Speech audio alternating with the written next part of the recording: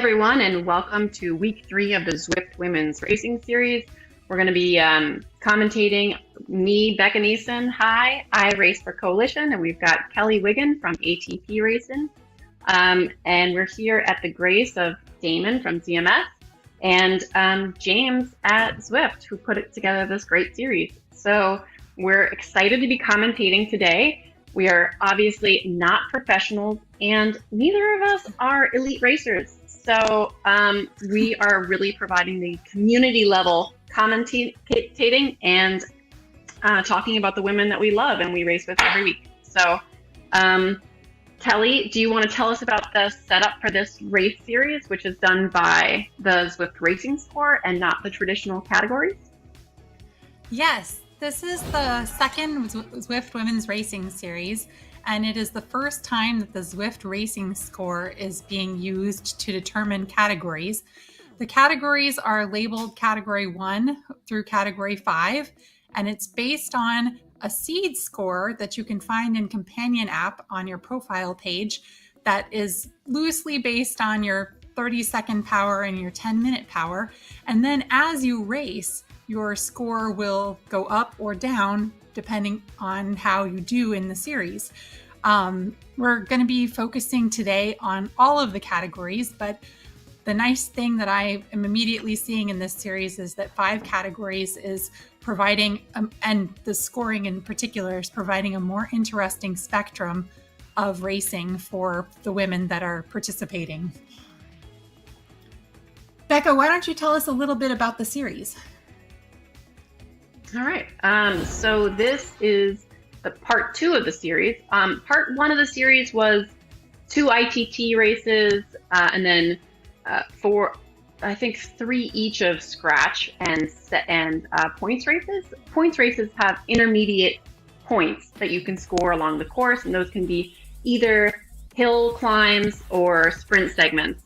Scratch races are really just who gets across the line first. So the strategy really falls in line with getting everyone to the finish line. Sometimes it benefits sprinters because they can stay in the pack and draft as long as possible, and then sprint at the line, which I personally hate because I'm not a sprinter and I watch them all sprint past me. So today is a long scratch race. The series 2 is actually just ITT and scratch races, alternating between long scratch races, and short scratch races.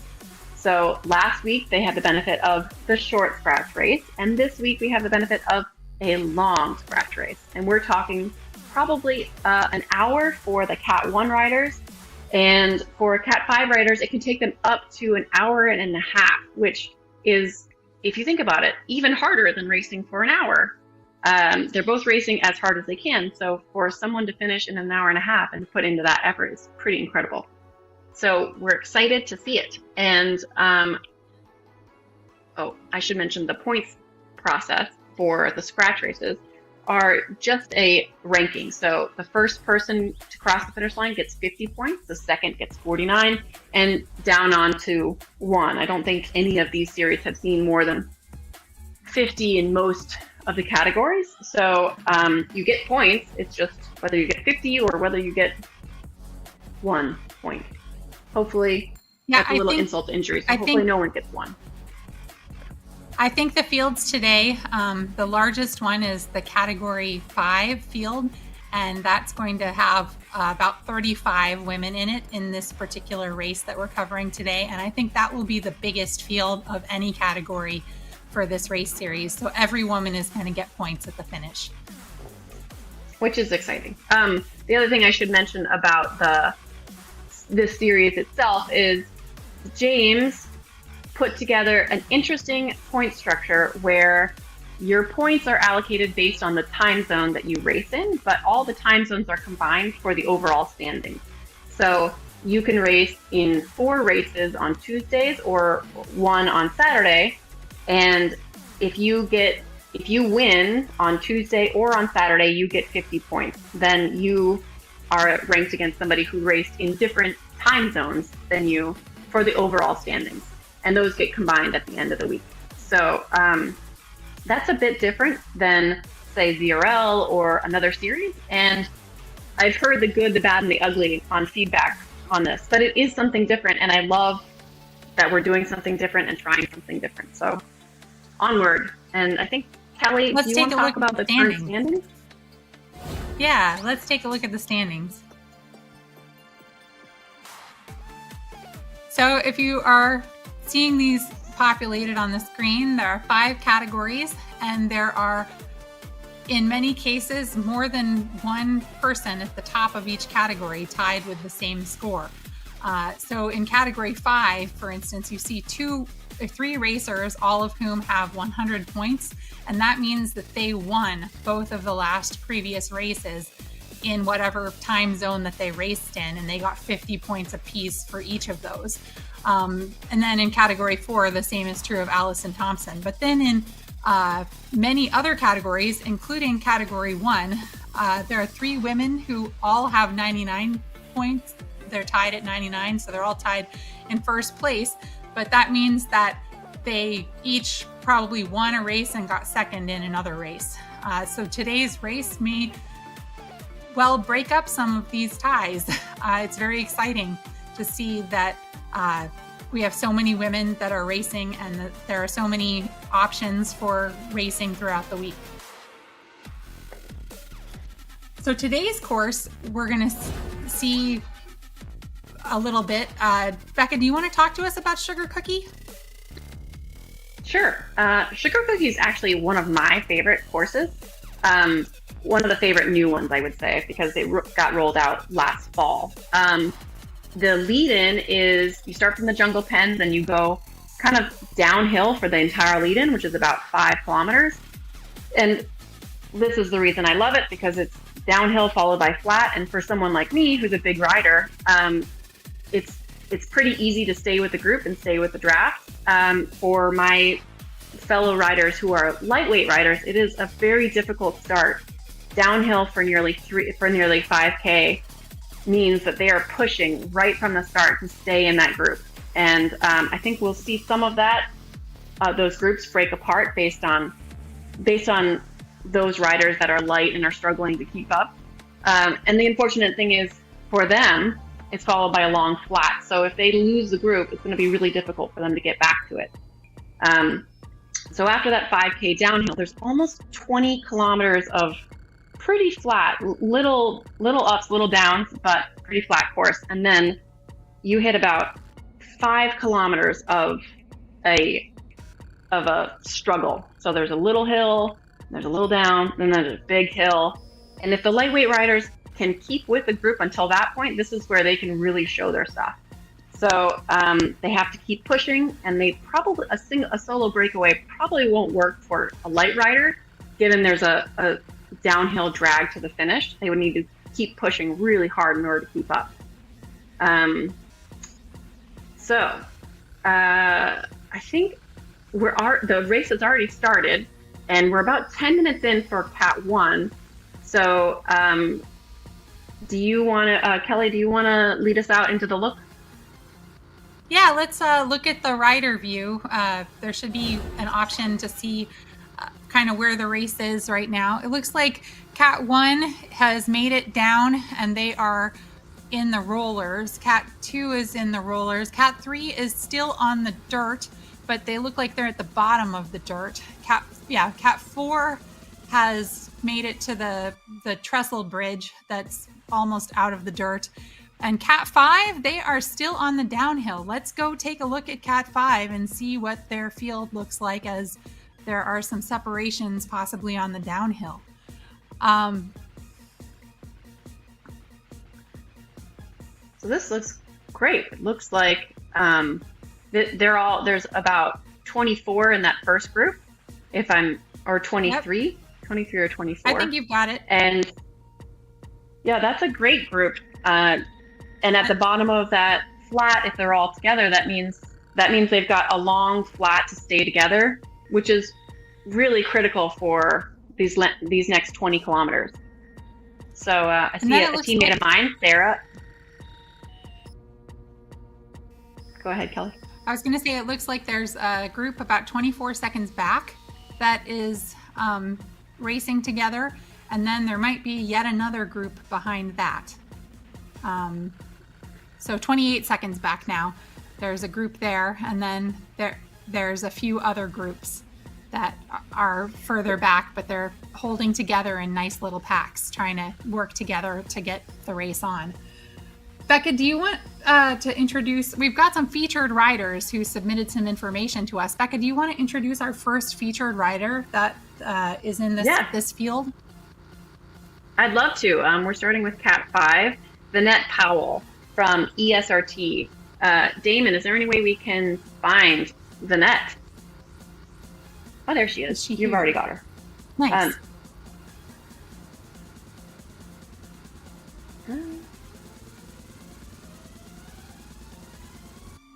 There's Wendy.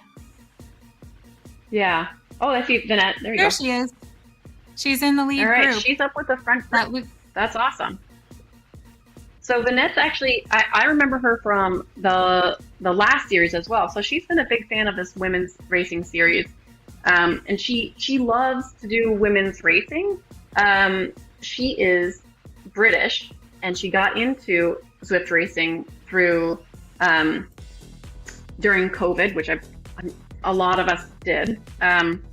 Keeping up her fitness through the lockdown during COVID was her motivation to get into Zwift racing, and I think a lot of us have a similar story. So something interesting is she actually can't ride a bike outside. So she's one of those racers that is indoors only. I can't fault her, honestly. What does she love about racing? She loves to race with everyone around the world without leaving her house. I think that's pretty special. I think that forming bonds with your community, for instance, ESRT is a great community. Forming bonds with the women you race with is more lasting than most other ties I've found. The women that I race with, I've met up with in real life. One of them actually came to visit me last week for her birthday. And it's like, she's a great friend of mine. And I'm sure that that's what Vanette's talking about. And I've just heard it again and again from the teens that we've talked to. The bonds that you form are real, and they're amazing and special. All right, so her favorite Zwift racing moment was... It looks like the racing. I was just going to say, it looks like the racing's getting exciting. There's a split happening right now, right behind there. There's a rider there. You can see there's a split happening right now, but they're trying their hardest to chase back. We see you. Go, go. It looks like Sarah from Coalition is driving that. Yeah, they're going to bring it back together. Yeah, sorry, I was watching that on the mini map. Coalition, yeah. There's actually three of them in a row right there. Yeah, they might have. That would not surprise me because Snake and Wendy and Sarah all race together. So that one ESRT rider, I think that's Sarah Nordquist. I think she might not make it. Come on, Sarah. Back to the group, but we're watching you. This is going to be a if tough. You don't make it back. Yeah. Keep going. Maybe you'll hook up with 32 kilometers from Level. solo. Yeah. Yeah. All right. So one more thing I want to say about Vanette. I love her advice for what advice would you give to someone? Don't take it too seriously. It's not all about winning, but about improving. And I think that is wise beyond her not racing outside. It's wise in life and in bike racing. So I love it. And we're watching more of a split here. So immediately after that downhill, there was a little bit of a climb. One of the reasons we started with Cat 5 is because there is a big split in your strength as you start to get stronger as a rider. Some people get stronger by sprinting more and then building their long-term fitness. Some people are long fitness and really don't have a sprint. And this downhill leading into a short and not steep uphill can really test those who have very different fitness levels. And with this racing score, a lot of the upper categories are going to be able to push themselves to stay together more in this beginning, and it's more exciting to watch people really pushing themselves to their limits. So it's as we're seeing right now, it's pretty exciting. Let's move on to category 4 and see where they're at. This is category 4, and it looks like we're looking at an AEO racer, an Ionian racer. And it looks like they are... This is Carla. It's Carla, okay. Looks like we've got a pretty good little group here, and then there's another group that is behind, similar to the way that the other group had split earlier, 3 seconds back and then 15 seconds back. There are some other riders. We have a featured rider from this field also. It's Rena Frankiel from BMTR. And she said that she learned about Zwift racing from the Zwift forum. Labassi put out a call for people interested in a team. I had never raced before, hadn't used Zwift in years, but I reached out on a whim and it's been the best decision. I feel I lucked into the best team. Well, I think BMTR is a great team. And in fact, BMTR hosts some of the best training rides available on Saturdays if you're available to race in what is in what is early morning for the folks in the Americas time zones. I think it's probably afternoon and less ideal for a long ride for folks in Europe, but it's a great racing.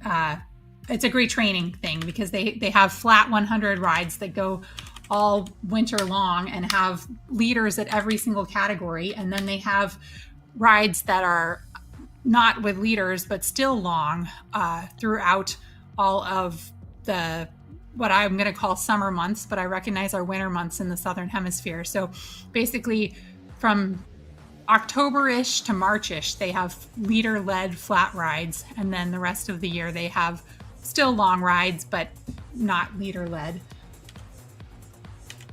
Rena said that one of her favorite things is being cheered on by her teammates when she's really suffering and ready to quit. That it makes it possible for her to finish. So I hope if she's in this field that she is tucked in somewhere. It looks like she is. She's 5 seconds up the road from the rider we're looking at right now. And she, I hope, realizes we're cheering for her. Yeah, we see, Elise Wallace in Revos. Looks like she's pushing the front a little bit. Let's see if she tries to make a break for it.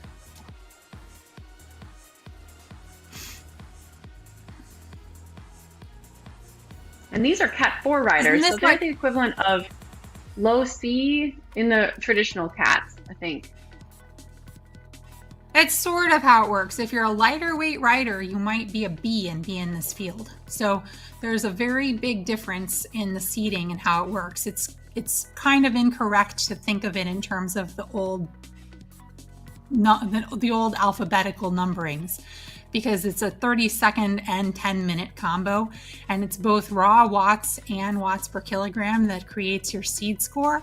So that allows for folks that are larger riders with more raw watts who can typically sit in a women's field doing very few watts per kilogram to be seated in a higher field where the field might be going higher, and then they might have more of a challenge. But similarly, lighter weight riders, like some of the lighter Bs who don't have super high end sprints, they might be in this field because they don't have very many raw watts and they had to work really hard to stay in the group, even this group, on the downhill. Well, so I guess we'll see, because it's supposed to adjust based on your finishing scores, right? So this will be a good test to see. This series will be a good test to see where people end up in their race score. So far, there is not a way to drop below your seed score, even if you race, if your race results show that you're in the back of wherever they seeded you. But that isn't necessarily a bad thing, because it means that folks can't sandbag their way into a lower category this way. And again, since it is based on their power, if I were to guess, rather than adjusting people's scores below their seed scores, they may adjust the algorithm and hone it further so that it puts people in better categories on a better basis. But I'm merely speculating and don't work for Zwift in any way. Why don't we look at category 3 and see where they're at right now? And maybe when we go back, at least we'll be off the front and see. There's my best friend, Jen. Jen's on my ZRL team, so I am 100% biased in her favor. I think we've got 3 in this field that are on my ZRL team. So excuse me while I talk about how amazing they are. So we've got Joe Grogan and Jen, and I think Michelle Motiuk's in here too. She's she would be an interesting person to look up right now if we can, Damon. We're actually going to focus on Jen for a little bit, but if you can find Michelle, she's an interesting litmus test for this racing score because she's a super punchy, super lightweight rider, and she's got great fitness, but she doesn't have the raw watts that I have. So when we race together, when we're on the flat, she really struggles to keep up with me, but she is incredible at anything with an incline. So if we're talking about whether this racing score is appropriate for, if the algorithm is working, then she'd be a great person to look at. This is Jen, but if we can find Michelle, I don't see her in the rider list. It looks like we can see 11 riders, and there's so the Z streamer that you can see in the rider list, that's actually the avatar for the stream itself that's used to get in world and look at these streams. So there's actually 13 racers, not 14, out on the course. And we can see most of them in the rider list, and I don't see Michelle in this list. But that she must have not been able to make it in the pen. Her last name's Motiuk, so, and I don't see her on here. So all right, well, we'll check back in on her next week when I think Susan's going to be commentating. But she's one of those people that I want to tap on every week to see where she is in the standings, because it's really like looking at heavier riders and lighter riders and seeing how this algorithm is working for them. She's a good one to look at. But let's look at Jen. Jen is a super powerful triathlon racer. So she does a lot of triathlons outside. And she just started on Coalition. She started in, I think, 2022, the fall of 22. She's a Canadian. And she is one of those riders that has a pretty flat power curve. Like, she's not a sprinter because she does long form triathlons as well as short form. And she spends a lot of time running too. And sometimes when people do a lot of running, they're not working on their top end, they're working on everything all at once. But she can go for hours. She has an incredible ability to just stay and just churn. She's like a freight train. She's a midweight rider. And she says that the thing she loves most about Zwift racing is her community. And I think I agree. She's got one cat named Maisie, and she's got 2 little girls. And her little girls are pretty incredible. They've already put on their own races for their own charities, and they're 4 and 9. So I think that speaks to the family's commitment to both the racing culture and community. I think that's pretty awesome. And they all look like, everyone that we see in the field is pretty tight right now. They're not really churning that much. So these riders, I know you said we should not equivocate categories and racing score, but these riders are mostly B riders. And everyone looks like they're chilling right now. So we see in this group at the front, less than 3.5. And in the group, we see some 2.7, 2.6. So for riders that are their level of fitness, they're not really pushing the pace that much, which makes me think what Jen's trying to do is tire everyone out so that when she gets to that big hill, they're not going to have the energy to get past her super quickly. And let's hope it works for her. That do we want to? Does seem to be what I'm seeing here. I agree. I agree with your assessment of what's going on, and I think there are some riders that are that would have been in category B in the previous system that are in this group, and if you look at them, they are tucked in and conserving as much as they can. So we're talking about Maggie Lowe, for instance. Oh, I guess she catted up and is a B now, but she had been a C. Blair Noel, she's still in category C from Herd. Yeah. So Joanne Brogan is one of those country riders we're talking about, where when they get to a hill, they're able to throw out, 5 watts a kilo up that climb. And if she can do that while staying in the group, then she's going to leave those long form power people behind. So Jen's going to have to push it super hard if her strategy doesn't work. So it looks like actually we got 2 people trying to shoot off the front. Maybe they thought that there was a segment there because yeah. They may have been confused about whether that was actually a segment because now they're chilling. Yeah. Do we want to go check on Cat 2? Cat 2, yeah. I think that's a good plan, Cat 2. We have a featured rider from Cat 2. I don't know if she's in the field yet, but her name is Sharon Bayoun. And if she's here somewhere, there she is. And she's here in this front group. Oh, that's great.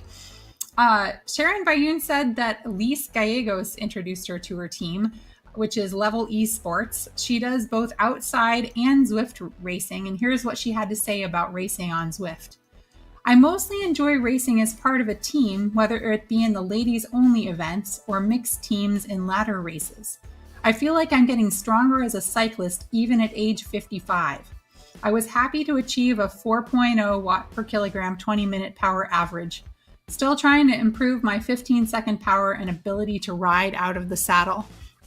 Well, this group in category 2 is the group that will push all of that for her, I think, because I'm looking at the rest of the field and I'm seeing a lot of folks' names that are very strong riders, including a bunch from Riot and a bunch from Synergy and Nasbro. I think that's how you say that. My thoughts for this field is that this field has some riders who are women's A's but mixed B's, and it also has some riders that are mixed and women's C's. So it's a wide spread of a group, and that's going to yield a lot of folks that are probably just spending much of this trying to sit in and hang on because they know that the climb is coming, or folks who they know that their strength is going to be the climb and they want to tire everyone else out ahead of it, just like we saw in the category 3 field that we were just looking at. So you can see the person we're looking at has a heart rate of 135. So they're not pushing themselves to all the way. They're not going 100% right now. Yep, that's zone 2 for me. So maybe zone 3, but mostly zone 2, I think. So they are sitting in and trying to conserve.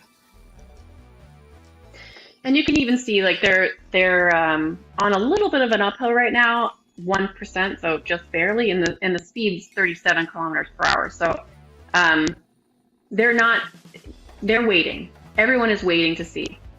And this is demonstrating something that I love about Zwift racing, which is in the summers you see people from different areas, like the Southern Hemisphere, for instance, are racing indoors. And during ZRL and during the winter, you often don't have them in the same groups. So we see like the Riot Girls.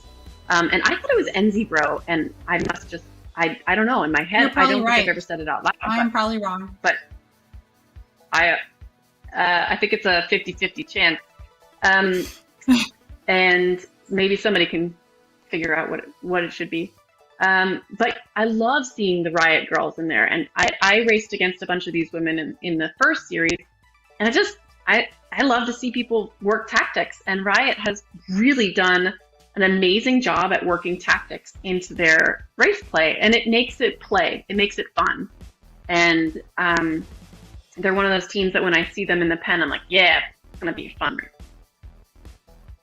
I bet you everyone who doesn't have a feather is about to blow their power up. Just give it a second. Everyone's going to wait, probably, and yeah.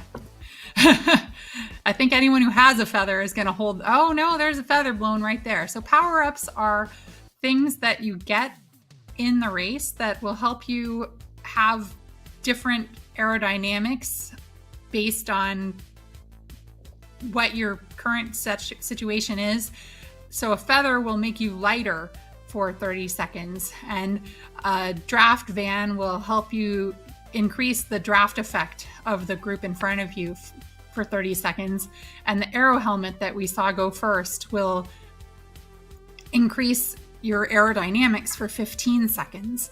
And they just went through a sprint point that awards new power-ups. And so I was guessing that riders who don't have a feather were going to get rid of what they have and keep trying to wait until they get a feather that they're going to hold until the climb that eventually will be a deciding point. Speaking of deciding points, do we need to move on to category 1 soon and see where they are just to make sure that we haven't missed any of their climb?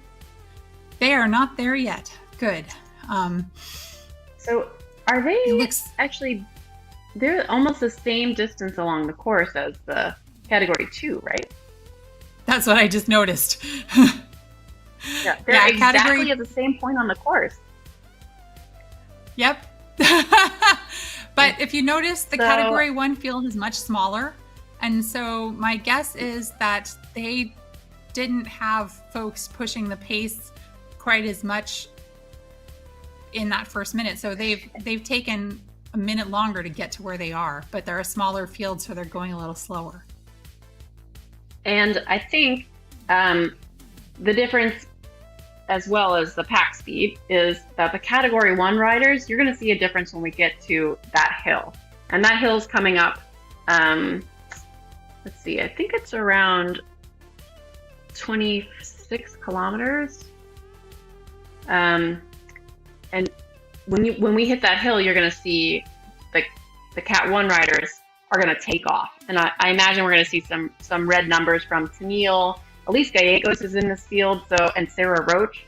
All three of them are, demonstrably fast. So I think that's going to be an interesting one to watch. I'd love to watch everybody go up this. And Zebra.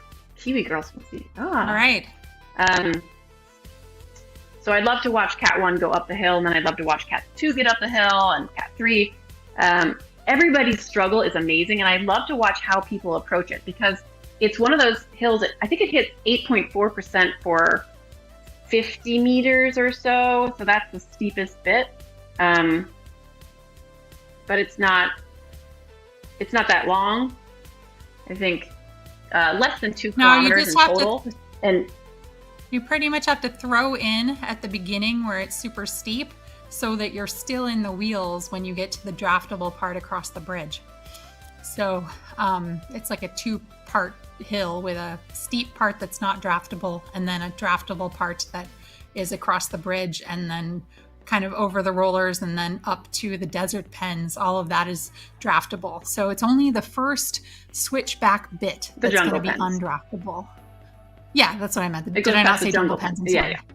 Yes, you're right. I don't know what I said, but sorry, jungle pens. You're right. I was like, yes. So it's like, wow, we're going through the desert. I didn't know. No. I was incorrect. I misspoke. I meant jungle pens, and yeah, it's going to take them all the way up there. But it's, other than the first switchback bit, it's going to be draftable, and so it's going to be fun to see. We're looking now at Elise Gallegos, and she also gave us some rider bio information. Do you want to cover that for us, Becca? Absolutely. I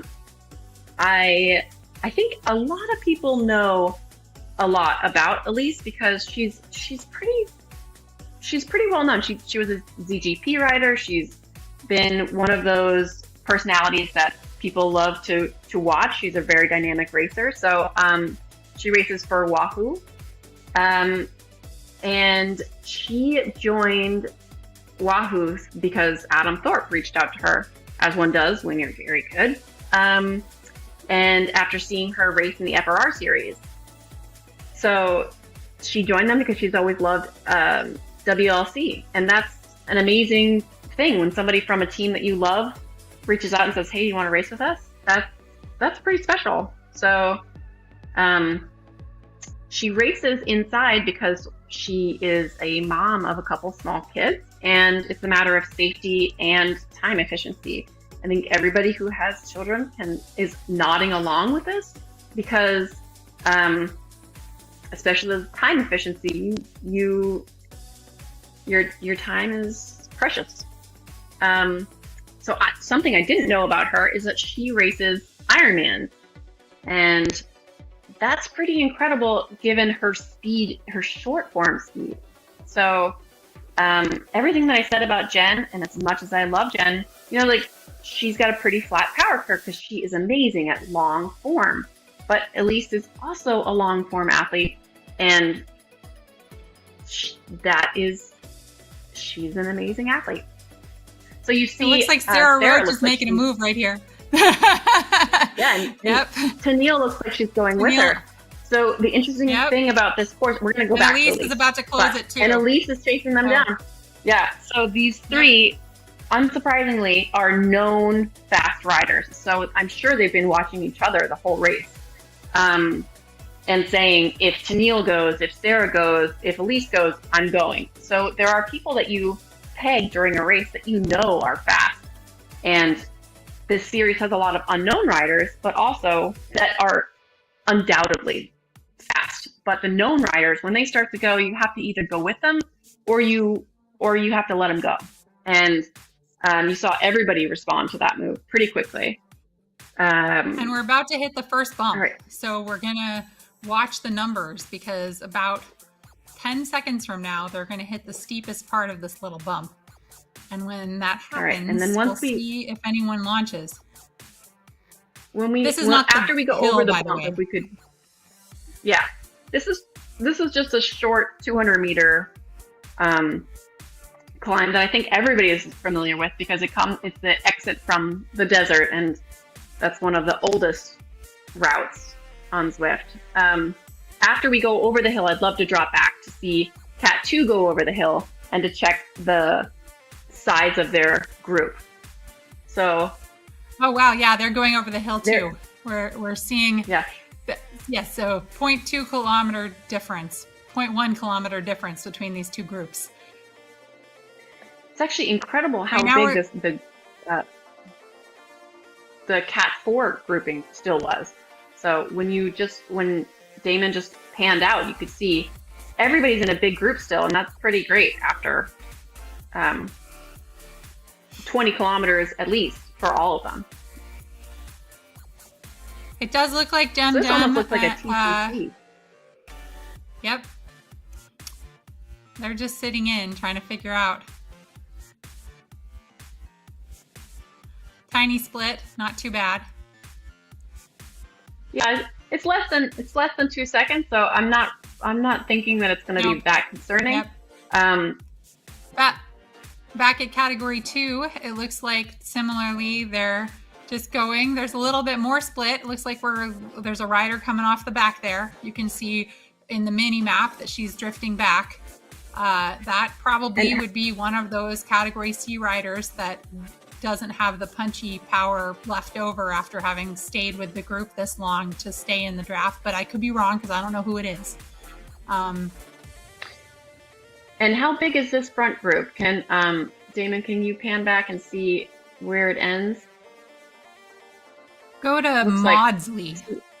There. So we can see that this group is the front 18 group riders, and Maudsley is Yeah. from the esports racing team is now 7 seconds back. She's losing contact, which might not be related to this. For all we know, she had a power dropout or something. We don't know what caused it, but yeah. But she's not chasing at this point. She's taking a break, so she's given up for now. Yep. For now.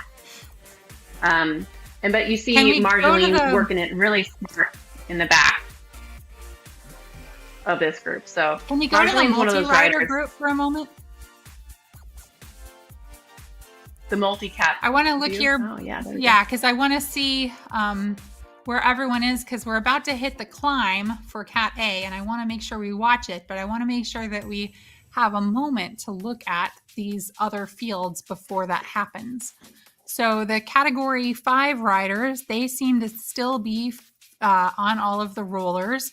It looks like their front group has been whittled down a little bit further.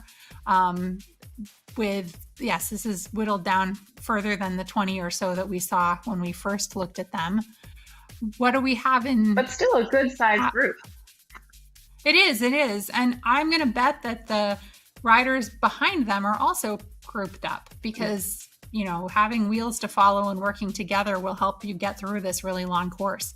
The Category 4 field, similarly, is pretty big. That's really big. I'm really impressed with that field being all stuck together the way it is. I'm going to bet when they get to the hill, all right, let's go check the Cat 1s out.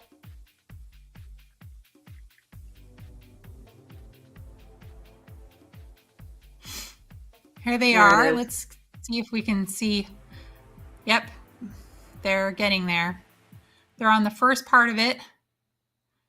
6 watts a kilogram. That's what I just saw in the rider view. And the Cat 2s are similarly at basically the same place. I don't know what their watts per kilogram is, but they are definitely also climbing. Yep, we got them. It actually looks 6 like watts a kilogram just also. as high as the Cat 1s. Yeah. Yep. It's because this is the place where you have to throw all in, where it's not draftable. So it's best to just give it everything you have for the roughly, let's call it minute and a half for me, but maybe other people it'll only be a minute, until you get up here around the corner and onto the bridge where it's draftable again. And it looks like that is exactly what Elise Gallegos is doing, along with Tennille, Kimberly Hoekstra, and and then there's an Electric Spirit. Fionn Gilbert is also up there doing the same thing. Ooh, and then Sarah Roach is trying to pull it back. She realized she missed this the split, but she's got a flatter part now, and she can, if she works really hard, maybe get back to it. Although that's going to be difficult. Her watts per kilogram, I'm not sure she'll get it. So. She's not going to have it. This we're seeing in Category 2, the very same kind of a split happening. They've got a group, except their group at the front is bigger, and that rider is trying to bridge her way back together to get back in that. Are there 2 of them? Yeah, there's 2 of them. They both have Trons. So when you see this group, you see this front group is, it has enough that unless the riders behind push hard now, they're not going to catch them, because there's a slight up after this. There's the rollers on the other side, and even though it seems like it's a down, it's actually not. It's a lot of green. So like slightly up, slightly down, slightly up, and then we hit another climb that's not a steep climb, but if you're not with a group, you're not going to catch a group. So there's 130 meters at 2.9% coming up after the rollers. And it's these groups, if this, like Anna and behind, so there you see Anna in the screen. It looks like Anna figured it out. She realizes that if she doesn't get the wheels right now, she's not going to get it. So so that's 9 riders. Together. Yeah. Can we go back and look at Cat 3 and see if they're to the hill? They're not quite there yet. They're almost there. This is the beginning. Perfect. Okay. So the only ones Looking I at Joe know in this Grogan right group now for are, Coalition. Joanne's punchy, so she's going to be able to handle this. So Jen's doing a strategy which we talked about before. When she hits a hill, she tries to get to the very front so that she has that space to kind of slowly die as other people pass her. And I say that with love. We call that because I do sag it too. climbing. Yeah, we call it sag climbing on ATP. Maybe they call it that in other places too, but it's a strategic move. If you know you might be a little bit weaker on the hill, start at the front and you'll hopefully still be in contact with the back by the time you get back to draftable land. Yeah. And you can see that these are a little lower numbers, but not that much lower than the Cat 2. So they're in the top 4s and the 5s here on the corner. And you can see, fire stalks going off there. Jen is doing a great job. Want to get back on terms. Strategy. Yeah. So if looks like Val Ramirez pushes, this could be a break. They got 1 second. Joanne's probably sitting in at this point, and if she doesn't go, there she goes. So she dropped her feather. She's got 30 seconds. So that was a smart move to save it for now because it's going to go up around the corner, and then it's going to flatten out a little. So that was very good usage. And you see the group is definitely splitting here. You see off the back. I don't see the numbers, but that's at least a second off the front for Val. And, it looks like, so Jen's 4 seconds back, and she's about to pull it together, I think. I have hope that she did. She made it back in the wheels right there. See, the rider off the front, Val Ramirez, she's up there, but there's still, those are rollers, basically, on the other side of the bridge. So she can go it alone, but as long as that group stays together, they're probably going to catch her. So basically, as long as it's Joanne just needs to get, or Jen needs to, as long as it's big enough. As long as Jen gets there. You've got 4 riders in there right now. Yeah. If it's 4 or more, I think you're right. If it was a chasing group of 2 or even 3, I'd say Val has a better chance. But the problem is when they hit the last 6 kilometers, there's a lot of down, and with a group, it's really difficult to stay ahead unless you're a big rider. So I know Category I'm 4, a big rider. Are they on the climb already now? They are. Oh, we got 1 on the climb. Oh yeah. No, they're all on the climb, but this is where I was saying there are some lightweight Bs that are category 4. And that's because of their 30-second and 10-minute power being low in terms of raw watts. And I think what we're seeing here then is that big field that was all together is sort of splitting itself out by power to weight ratio as they go up this climb. And what we'll end up with will be several different groups that are together based on power to weight ratios. And whether it comes back together over the rollers after they get to the bridge will be based on how hard the groups in the back work to get back on terms and how hard the groups in the front work to stay away. And I would bet someone like Carla can pull it back. So she looks like she's, my screen just went a little pixelated. But yeah, I see a little thing too. I think it's just the stream. That's okay. Yeah, there's Carla. So Carla so she could pull it back. Pulling it back here. Yeah, she's super strong. And she does a lot of long riding, so she's got a deep well to pull from. So you can see them almost to the bridge now. And if she starts moving forward and collecting riders, I bet they can get back to that front group there. I think she also knows that she really needs to get further forward soon. And so does the Swedish Zwifter racer that's with her. I think they've both figured out that this is the moment when you need to get yourself a little group and get back up there. Yeah. And we'll see. I mean, we can check back in a little bit to see once they get across the bridge and hit the rollers, how they group up. Oh, and they've got another rider coming in from behind. So I think If Yep. Carla jumps on her wheel, we're going to see a big group come back together. What about group 5? Do we have anybody hit incline yet?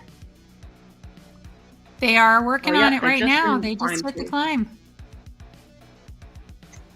And so you guys featured Labasi last week. You see her in the middle of the group there.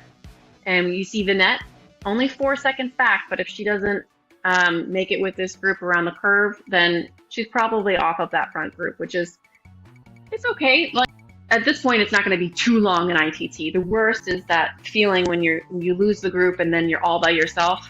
I have to admit, I do not enjoy that. So let's hope she finds a group. Right now, she's in no man's land. She's got 5 seconds to the group in front and 8 seconds behind. So let's see how she does it. We just saw coalition her- racer Susan Clark, who was one of the commentators last week, cheering on the racers. Ooh, That look at that. is my sentiment too. Oh, Yeah. Vinette, she's doing Look at it. She's that. pulling it together. Look at that. If you're listening to us, you've got this. You're getting there. You're going to have some wheels to draft if you can stay there. And this is exciting. And if she keeps I'm pushing her very on this, proud she's of gonna- Vinette. Yeah, she's doing great. She Look may at have she's Paced really herself. yeah.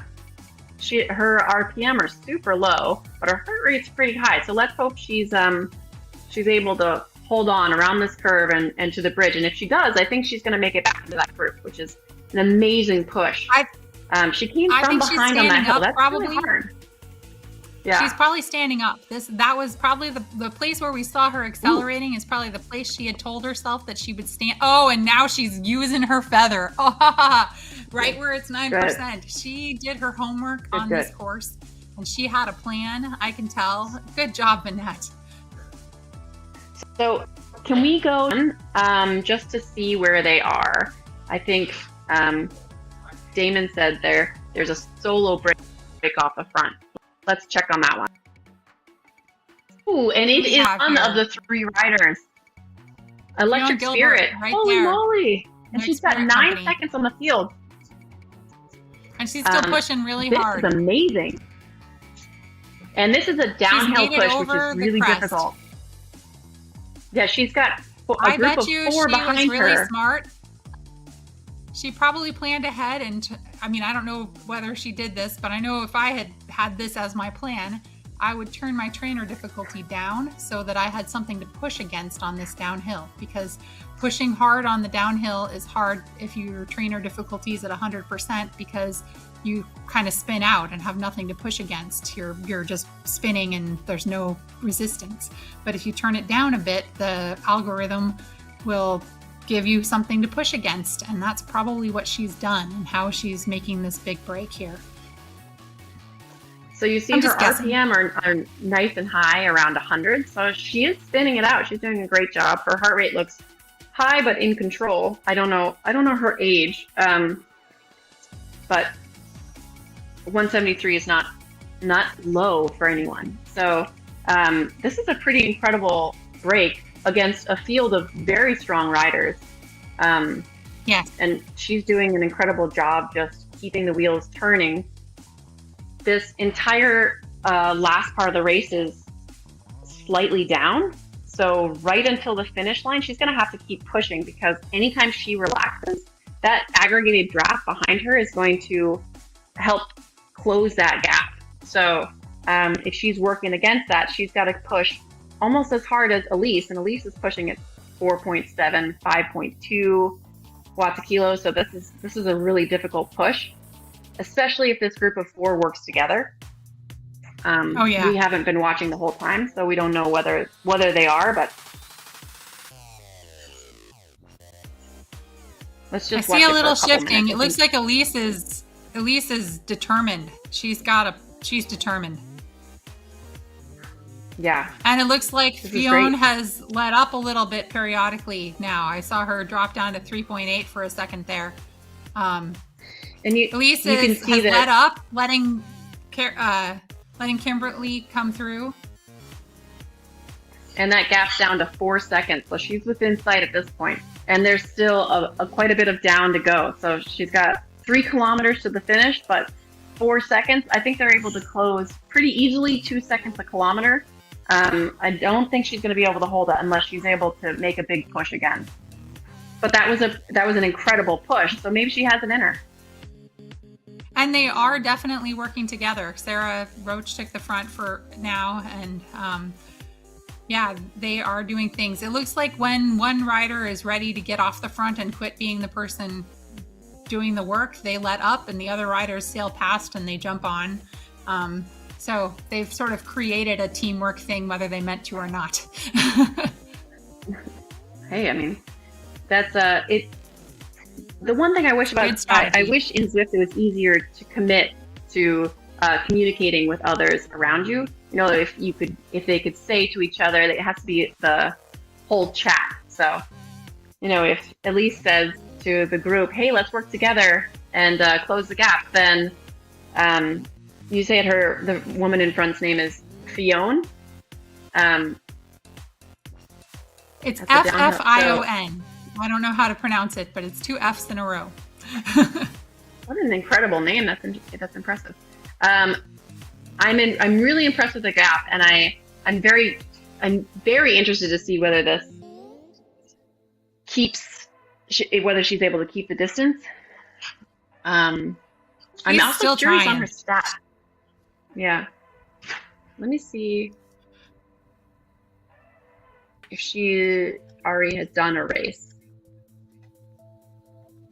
Do we want to go back and check the other categories, or we want to watch the finish here? Because it's down to 1.5 kilometers.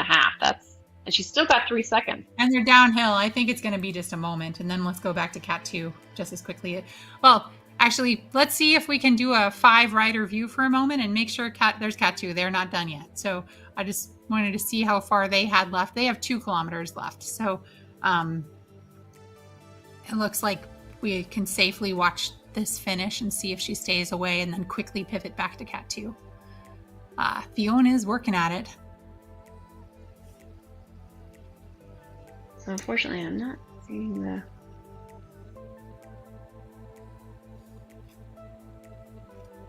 Let's see.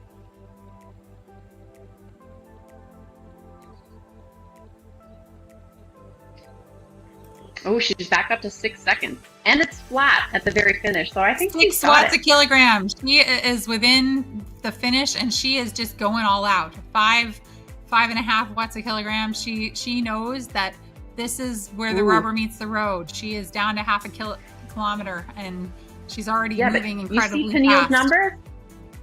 Tennille just hit 10 watts a kilo trying to close that gap. She is working hard. Let's down see to 3 if Fiona seconds. Has it. Yep. Tennille is closing that gap. We are getting there. It is happening. Oh, she's going to have it. She's going to make it. She's closing it. She's in the draft. Elise is not going to make it. It looks like. It looks like Tennille is going to win this. Unless Elise has something else to give right now. You see Elise bringing it up to 8 watts. I just saw orange numbers. Elise tried really hard. There we have a few. Looks like Kimberly made it past 2. All right. I think we have our top 3. What an incredible effort. All right, let's see where Cat 2 is right in the thick of it at this very moment. Anna Longdale is on the front, and it looks like the herd racer, Marjolaine, and Natalie Smith are still there. Okay. This is coming really down tight to a finish. sprint This is finish. going to come down to the... Yeah. It's going to be a sprint there's finish. Definitely some sprinters in this group. We're less than 0.5 kilometer from the end. So this is the moment that folks are... So 500 meters. Yep. 500 meters. Folks are doing it. Oh, there you go. You see one rider coming taking from the it back. out. She's going a little early. Karen Baines Marjolaine is a great sprinter. She's just sitting in those wheels. She's going to kick it into another gear right here. Watch this. Louise is trying so hard. Come on, it looks like Louise might hold it. Oh, Louise. Wow. What a sprint. Holy moly. Do we want to see? That's an incredible sprint. 3. They are still on the downhill. It looks like there is a group of 3 that made it up the hill separate from the others, just as we had seen. Jen Pantelic is a little ways back. This group is So you see, Joe Grogan managed to hold it. Valerie Ramirez is right here, and then Sue Zellweger.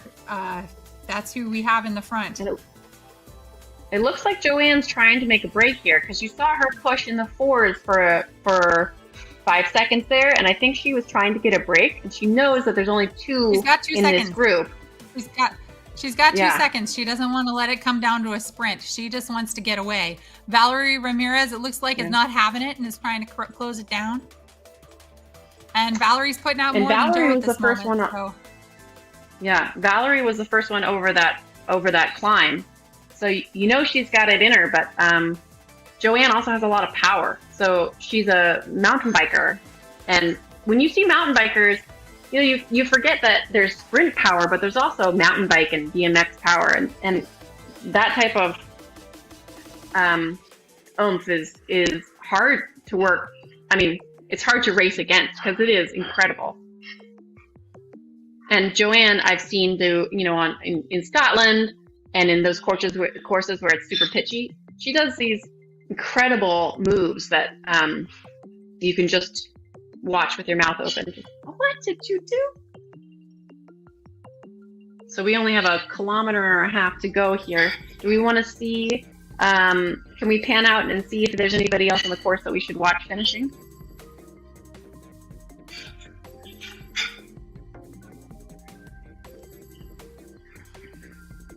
Oh, so they've got 30 seconds on the next group. And now everybody's split apart a little bit. This is kind of where Jen can do so well, though, because, she's a rider. In front of her. She's got that long power, and she can just go at a high watt per kilo for a really long time. And she's not a lightweight rider, so her long power is incredible.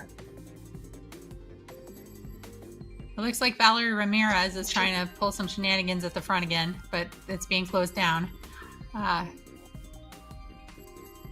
So we were talking really about good at the categorization.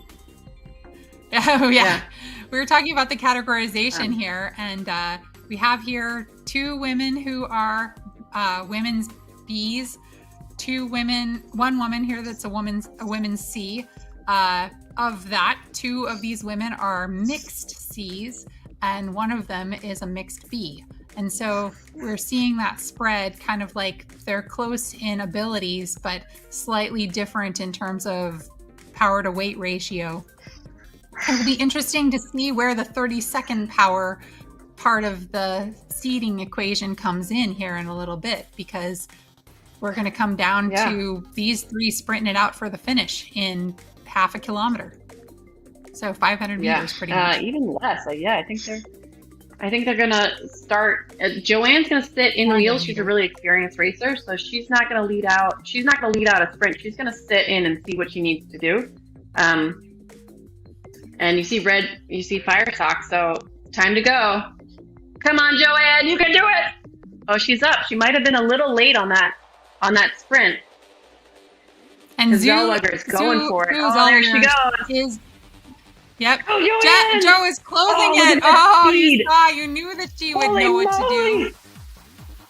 Yes. You knew she knew what to do. Such a smart racer. She sat in until the very last minute, and even I thought she waited too long.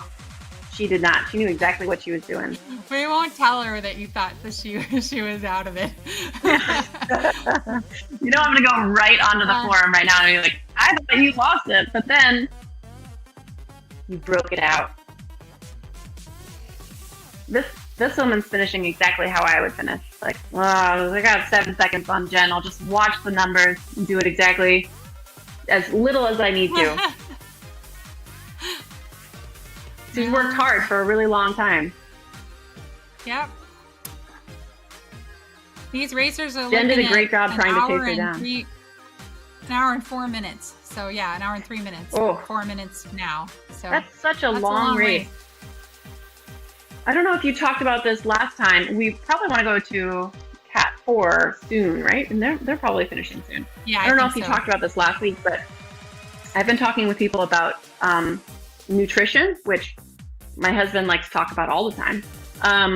and how much nutrition people are taking during races can really impact their performance in that back half. So, in the beginning part of the race, when everyone has fresh legs, how much you're eating on the bike doesn't really have that much impact. But I heard a crazy statistic from a local, my local running store, that the 250-mile running race, so ultra marathon, just had its record broken by 10 hours because of how much more people are eating and drinking during their races. And this might seem like a pittance of time compared to that, but the more you eat, the more punch you have and the less tired you feel right about now, when you've got half a kilometer to go and you really need to either go for it or give it up. And it's a sure thing. And you also need to train your body to take in that nutrition, right, too? So part of your training should be teaching your body to digest the food that you take in during the race. It's a twofer where you have to take in the nutrition, but you have to have trained your body to take in the nutrition. Looks like we're at about 300 meters from the finish. Somebody's going to go. No one's gone yet. I'm surprised. No, everybody's waiting. We're down to 200 meters. Do they even realize? Oh, we have an arrow power up. That's the one who's going to get it. Probably, there we go. Unless somebody jumps really fast. Oh, she's got it. Yeah, everybody else waited too long. She's down. Yeah, she's got it. For sure. Phew. Well, the arrow power up's only good for 15 everyone. seconds. So, yeah. Yeah. She waited to make sure it lasted the whole bit of her surge. Looking a little further back, this is another small group in that same category 4 race. Probably these ones all made it up the climb together, and then they're working together. Yeah, and they also look like they're pushing, for category 4, this is well above their FTPs, right? So they're pushing it. It's not. That's the thing. It's not. It is for some of them, but the ones of them who are women's Bs, this is probably, right at this moment where we're seeing 4.0, this is above. But a moment ago, this is the end. There we go. So there's women Bs in Cat 4? Yes, that's what I was trying to say. You can't think of it the same as the categorical system, because those women have to work hard on a downhill. It's based on a combination 30-second and 10-minute seed, right?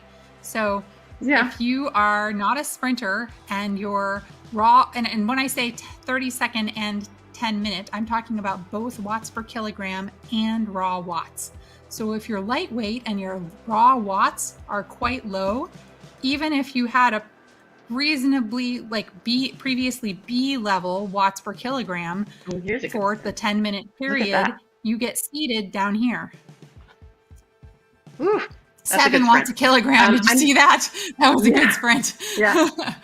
I'm still impressed that here's Carla though, and Carla's a D rider, which is why I would expect that it might be one outside your category, but to have the overlap be so big is surprising to me. It's pretty big. Because there are women from ATP who there are women who would be women's Cs who've been put in categories 5, 4, 3, and 2. There are women's Bs who've been put in categories 4, 3, and 2, all from ATP.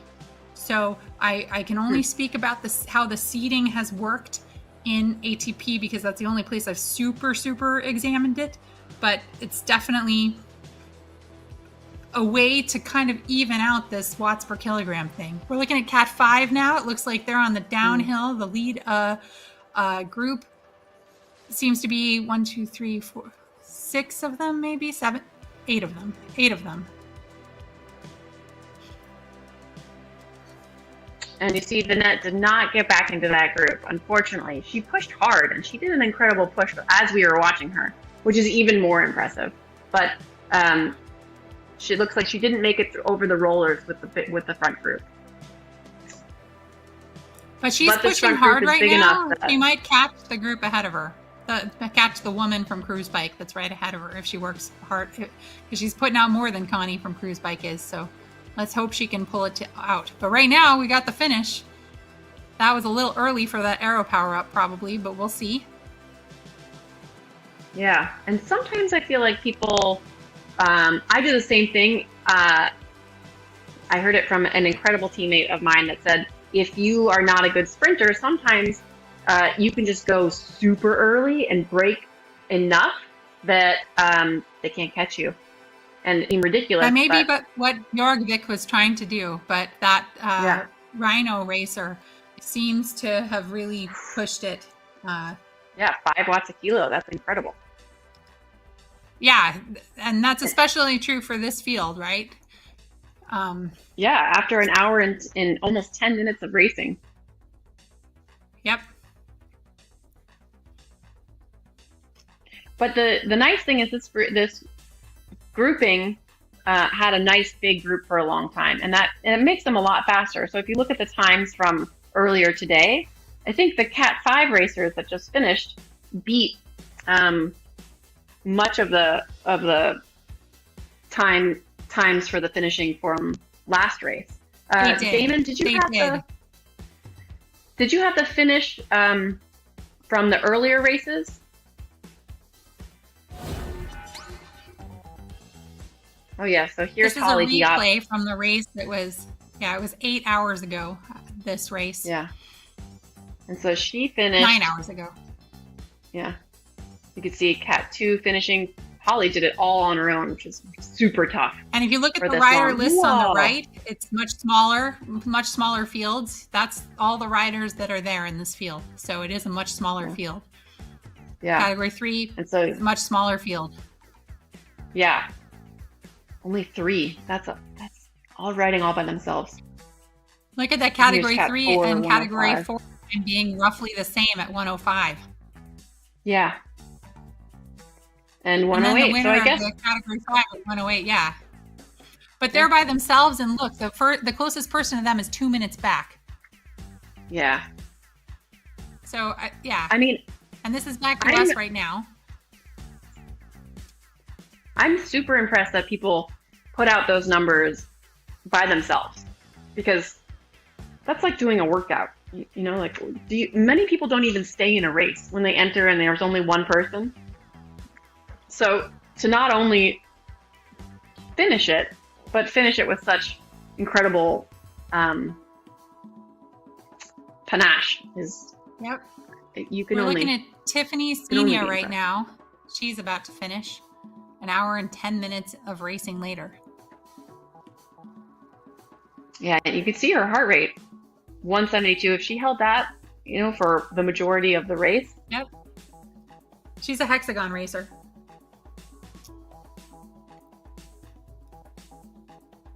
Seems like there were a lot of Scott addicts. This is Camilla's son with Swedish Zwifters. Oh yeah, the bike choices are an interesting choice. Certainly for the category 5 racers or folks in any particular category that is gonna, if you know that climbing is your weak spot, the Scott Addict is a good choice, because if you don't have a Tron yet, you can use a Scott Addict in combination with it looked like those might have been the DT Swiss non-disc wheels. They basically are the closest thing I think to mimic a Tron. So we saw a lot of Trons in these races, but the Scott Addict is something you can get if you don't have a Tron that will basically mimic the performance if you pair it with the right wheel set. Yeah, I saw a whole combo of wheels too. I saw the deep wheels and then the full disc wheel, and I bet that was an interesting. It could have been anything. Aw, thank you. That's my teammate Reggie Croy.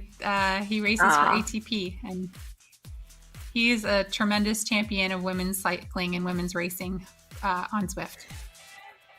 I think something that's been. I love it.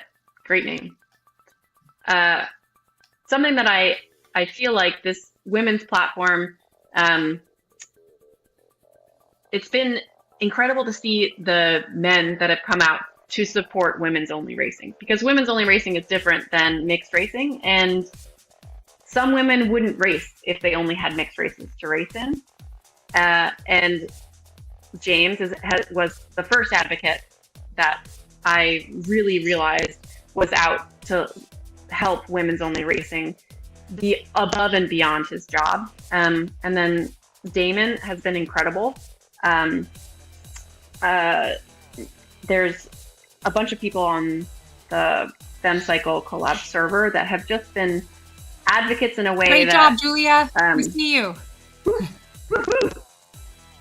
I've been impressed because there's nothing to gain for them, right? Like, they're not going to get anything from it, and their advocacy is appreciated and also admired greatly. Julie Lawrence is rocking a full disc setup. That's the DT Swiss disc wheel right there. So yeah, you're right. You're seeing a lot. That's the felt though. Yeah. Yeah. That's also kind of a way to mimic a climbing rig. That's a pretty aero setup though, I think. Wait, who is this then? I didn't look her up. Langstroth. Anna Langstroth. With V Vixen Fox.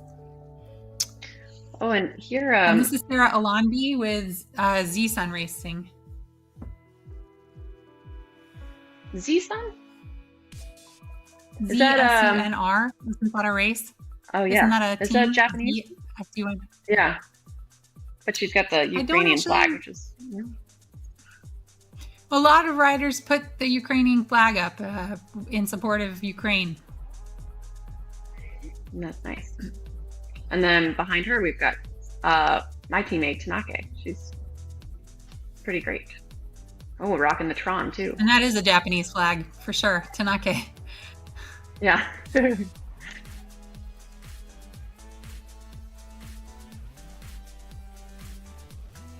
I really like to see people who are spinning it out. And you look at her RPM. She's at a high heart rate, but she's still, after an hour and 15 minutes, spinning it out at a nice, comfortable pace. So even if she's in pain, she's not, she's moving her legs. She's not in the death spiral. And that's... Yep, she's not panicking. Yeah. Damon convinced me to go in the pain cave about a month ago, and I was the only one in there. And I hit a serious hill, and I just hit the death spiral. Like, I could not move my wheels. And I was literally thinking, this is the death spiral of you just can't move you just didn't shift. Tell our readers, our listeners, what you mean by the pain cave. So, Elise Gallegos suggested that we do video of racers. So I was like, okay, I volunteer as tribute. I didn't really want my face to be shown as I was riding, as I make my pain faces, but in your pain cave, you've got the video going, and so Damon can fit in the inset of riders. And so I was the only one in there, and so they got to feature me looking like a serious amateur as my gearing went down, and I hit 50 RPM, just grinding Lizzie Sutherland's finishing. And I think she must be on Coalition too, because she's wearing the old Coalition kit. So that other kit that you see right there, that's what Sarah's wearing. And what Wendy's wearing is the new Coalition kit. But that pink jersey was our first kit. So I wonder if she's on Coalition. Sarah's an incredible rider too. She's an incredible TTTer. And you see her out there every week doing it, which is, I think it's a preferred race format for a lot of women. A lot of teams that I've seen love the TTT. I do too. Oh, move, Sarah! Don't let her get you. Oh, I was worried. He's gonna make it. It's okay. Yeah.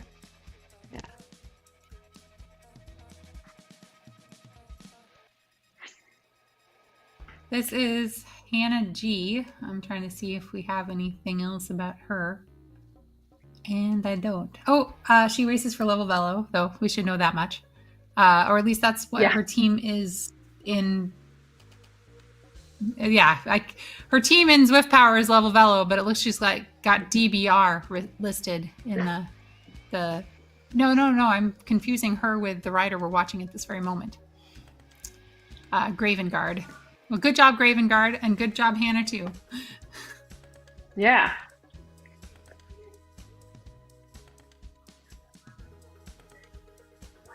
That was Inger Marie Sieck Gravengard racing for DBR that we saw a moment ago. I felt like I needed to figure that out. Are you looking on Companion now? How are you seeing their full names? I'm curious. I am looking at the rider registration list on Zwift Power because that is where I can see their team. I can see, and that's also how I'm able to make these comments about category, right? Because Zwift Power will show me both their mixed and women's categories next to their name, as well as the category that they have entered in this race.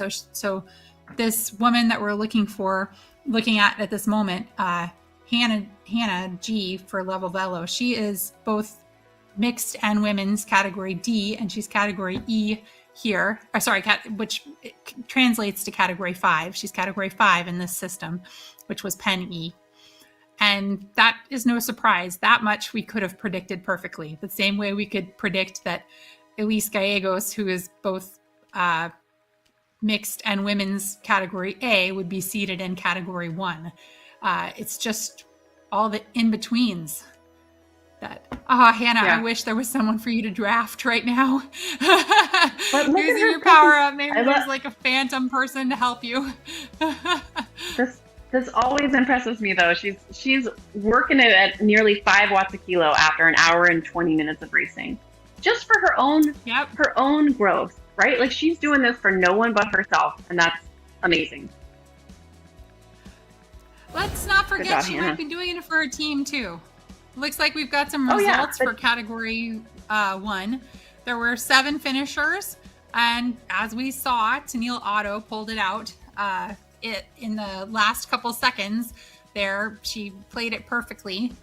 And then Kimberly Hoekstra just ran right over the top of Elise Gallegos in those last little seconds.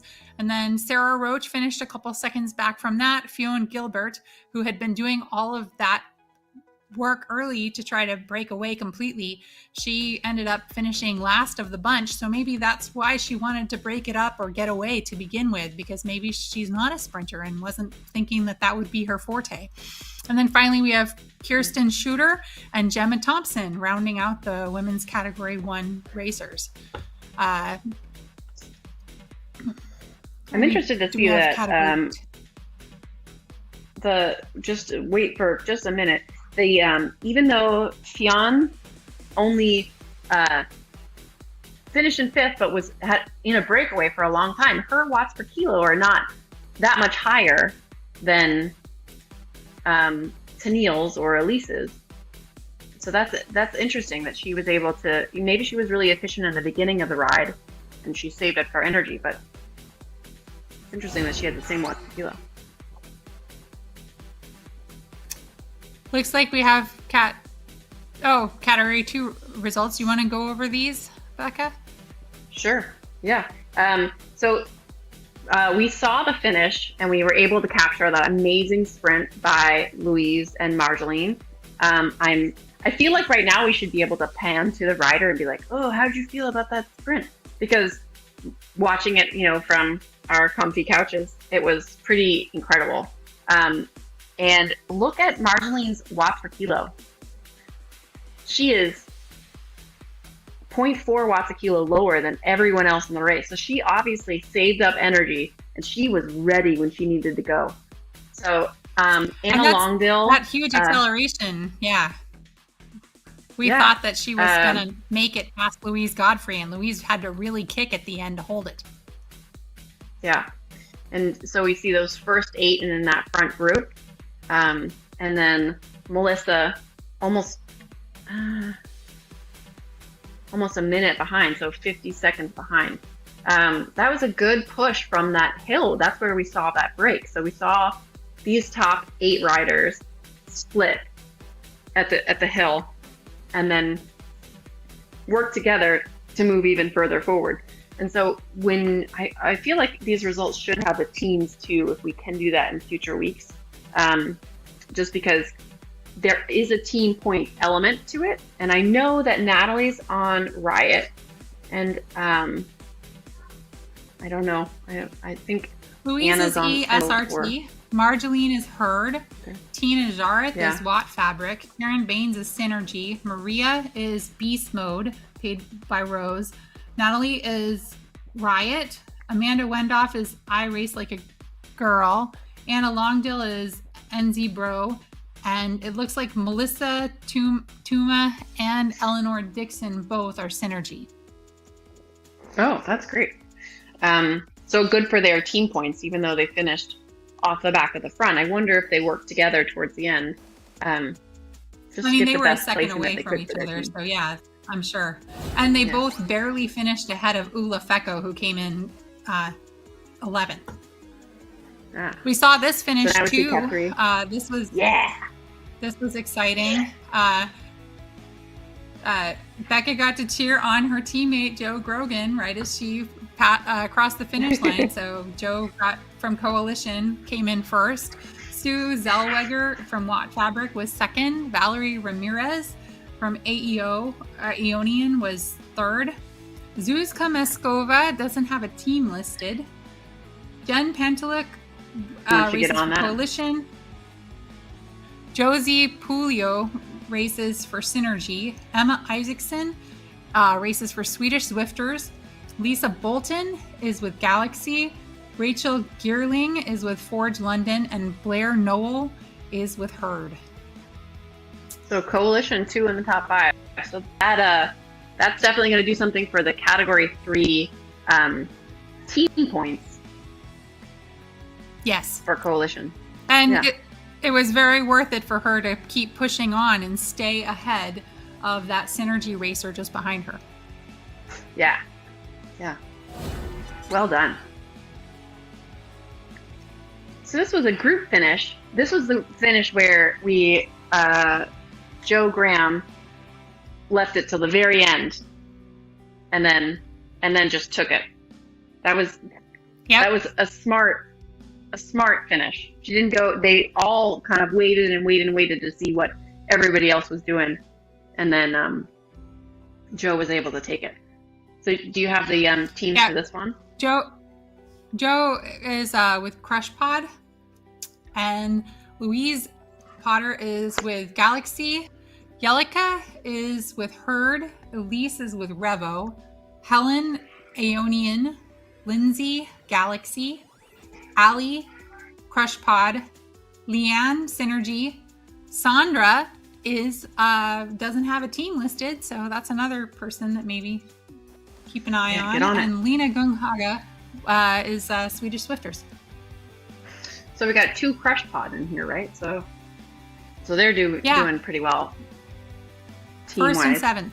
in category 4. Yeah. Yeah, and 2 Galaxy, 2nd and 6th. So that's a tie for points. Oh, so yeah. 1st and 7th and 2nd and 6th. That'll be That's exciting. the points tie at the end of that field. And then it looks like we have the top 10 for the category 5 racers. Do you remember And we how featured this unfolded? It was a Hmm. group, right? There were Yeah, 8 of them it was in just the end there. 5. I think there were 8. I mean, yeah, I think the front pulled away though. Yeah, they did. There was a little bit of a split. So Teresa Davier is the Rhino racer that we watched. Lynn Bjorgvik is SZR. Geraldine Hope is one of the drafting dinos. Mandy Poole is Aeonian. Kate Gillies doesn't have a team listed. Jessica Lee and Yvette Ashman both are with Atom Team Racers, ATR. Labasi Lashley is with Team BMTR, and Connie is with Cruise Bike. And then Vinette Powell is the eSports Racing Team racer that we featured from this field. That's awesome. I mean, I love that we see the featured riders in all of the top 10s. That's fantastic. Yeah. This was very enjoyable. Thanks for joining me. I hope. Yeah, we're on next week for also anybody else. Yeah. We're on to next week then for the O Hill No course, which includes a race up the Grade Com, which is 3.2 kilometers. It's a climb at 8.6%. It's kind of a special com in that Zwift created it as a built-in FTP test. And then after doing this built-in FTP test, you have a turnaround and a race back down the hill. So it's a short scratch race. I think it's going to be brutal. I think it's going to be a combination of whoever has the power to weight ratio to make it up to the top, and then whoever doesn't give up and let anyone catch them from behind on the downhill. It's going to be an interesting race, and it's also going to be an interesting test of the Zwift racing score system again, just like the Mountain Mash race that we saw last week. Yeah. I think. Do you know? Yeah. Since I've been away for nearly a month, do you know in this racing score if they upgrade, if their racing score increases based on their racing other than this series, if they move in, if they have to go into the next category up? So the answer to that is your racing score won't increase from races in other races unless your seed numbers are what increased in those races, I think. If you end up putting out a new 10-minute power, for instance, then your racing score might go up from that. I'm not 1,000% sure of this or anything, but I know for sure last week from Mountain Mash, I'm categorized as a Category 2 racer because I'm a very large racer who races Category C in both women's and mixed events, but I'm incredibly high raw watts, I mean. So I went into race 2, racing in Category 2, knowing that I was going to finish last, and I did. But then, even though I finished last, my Zwift racing score went up because I gave myself a new 10-minute power high that then gave me a different seed score that then yielded a higher racing number. So my racing number actually increased even though I finished last. And it was because of the change of the seed score from having done my best 10-minute power in a really long time, because Mountain Mash is uphill, right? So got to do it. Yeah. Well, I mean, I guess that's good that they're not forcing people to race up. You know, like Anna Longdale that we watched in Cat 2 catted up last Zwift racing series, and she had to race in Cat 1, which, I mean, I understand why they do it, but if you're in the middle of a series and suddenly you can't race the category that you were racing, it stinks. You give up all your points.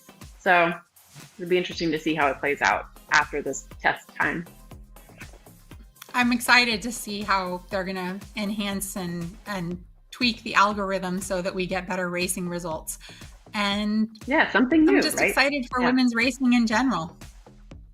Me too. All right. Well, I feel like even though we didn't catch the last couple racers, we know that they were working super hard, and congratulations to everyone that completed this course. That was a super effort.